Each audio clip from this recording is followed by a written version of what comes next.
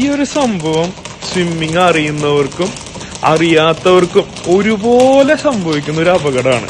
നമ്മൾ എവിടെയെങ്കിലുമൊക്കെ പോയി ചാടുന്ന സമയത്ത് ആ സ്ഥലത്തിനെ കുറിച്ച് വലിയ ബോധമൊന്നുമില്ലെങ്കിൽ എടുത്ത് ഒറ്റയടിക്ക് ചാടാനൊന്നും പാടില്ല. നമ്മൾ അതിനെക്കുറിച്ചൊന്ന് അന്വേഷിക്കണം, അല്ലെങ്കിൽ അതിനെക്കുറിച്ച് അറിയാവുന്ന കുറച്ച് ആൾക്കാരെ കൊടുത്ത് ചോദിക്കണം ഇവിടെ ആഴുണ്ടോ ഇല്ലയോ എന്നുള്ളത്. ഇത് ഒരുപാട് വീഡിയോസ് ഇതുപോലെ കണ്ടിട്ടുണ്ട്. അപ്പൊ നമ്മുടെ ചില കൂട്ടുകാർക്കുണ്ട്, നല്ല സ്വിമ്മേഴ്സ് ആയ കൂട്ടുകാർക്ക് ഇതേപോലുള്ള അബദ്ധങ്ങൾ പറ്റിയിട്ടുണ്ട്. അപ്പോൾ അതൊക്കെ വലിയ അപകടമാണ്. ഡൈവൊക്കെ ചെയ്യുന്ന സമയത്ത് തലയൊക്കെ വല്ല പാറയിലൊക്കെ പോയി ഇടിച്ചു കഴിഞ്ഞാൽ ചിലപ്പോൾ മരണം വരെ സംഭവിക്കാം. കൈയൊടിയാം, കാലൊടിയാം, ഇതൊക്കെ സംഭവിക്കാം. അപ്പൊ വെഗിളി പിടിച്ചിട്ട് എവിടെയും പോയിട്ട് ഓടിച്ചെന്ന് ഇതുപോലെ ഒന്നും ചാടരുത്. നോക്കിയും കണ്ടൊക്കെ ചെയ്ത് കഴിഞ്ഞാൽ നിങ്ങളുടെയാണ് ശരീരം.